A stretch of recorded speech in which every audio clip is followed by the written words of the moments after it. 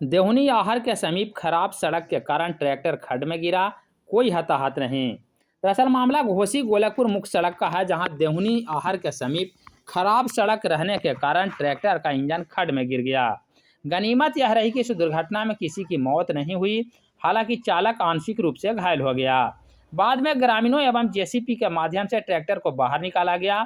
बता दें कि यह समस्या सड़क पर आए दिन की हो गई है। सड़क पर बने बड़े बड़े गड्ढे दुर्घटना का कारण बन रहे हैं, जिसमें आम लोग हमेशा शिकार हो रहे हैं। पिछले दिनों भी धान से लदा एक ट्रैक्टर पलट गया था।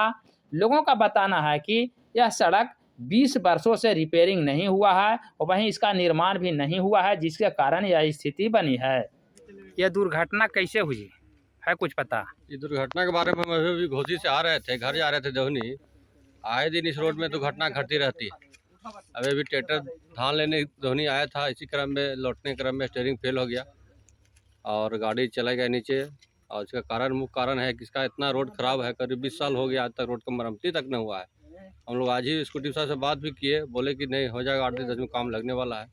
फिर भी इसमें कोई घायल भी हुआ है? नहीं, कोई घायल नहीं है। छोटा बहुत आंशिक चोट आया है, ज़्यादा चोट नहीं। क्या नाम है आपका? मेरा नाम रुपेश कुमार।